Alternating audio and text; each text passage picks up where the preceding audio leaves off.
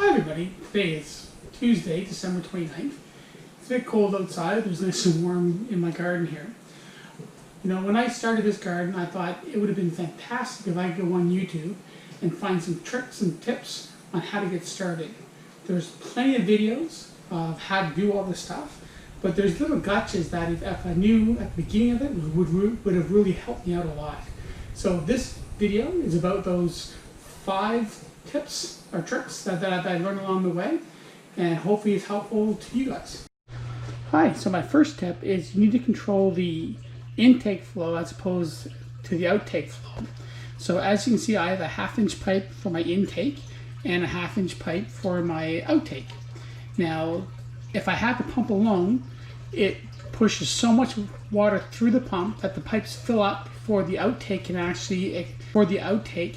can let the water go back into the holding tank. So you have 2 options. The option I chose was to put a small valve between the pump and the intake. The second option would be to move from this 1/2 inch hose to a 3/4 inch or a full inch hose. That would allow more fluid to flow from the outtake back into it. My second tip is to add this mesh lining underneath the actual piping.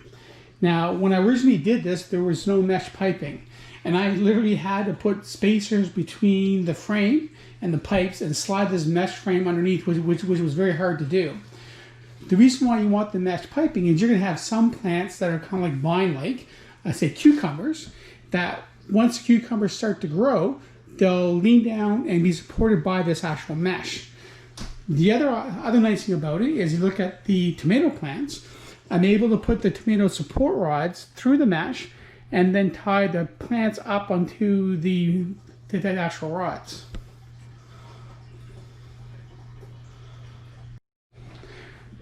I mentioned this in my last video, but the humidity in the room needs to be somewhere between 50 to 60%. So without this humidifier, this room naturally goes to about 30 to 40%, and the plants weren't growing that well. So we bought this very cheap one. It's under $100 on Amazon, and it puts humidity in the air. Now, once that happened, all these plants started to grow. So if you look at this leaf lettuce, for example, when we started it, it would have been about this size. Don't know if you can see that or not. Within a week, they grew to be this size. Same as our tomato plants. When I first strung these up, they were probably up to here. Within a week, they've now grown to be this high. So very excited, and it seems to make a huge difference. Tip number 4 is around the grow lights that we have. So as I said before, I bought 3 of these, and they work very well. Now, the ones I bought are on pulley systems. So as you can see at the very top here, there's a pulley, and I can raise and lower these depending on the size of the plants. Now, why that's important is if you look over at these plants on this side of the garden, you'll see that the grow light is about, say, 6 inches above the actual plants now. So today, I'm going to raise this up to be another foot higher, which is the optimal height for the actual lights compared to the actual plants. So putting them on pulleys is very useful. Now, my last tip is the most important one, and I found this out by trial and error.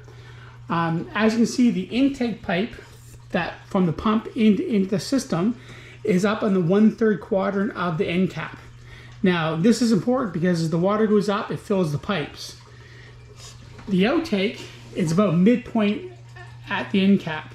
So what this means is that if you have the water flow correctly, that the water will never reach higher than halfway through the pipe. Now, this is good for two things.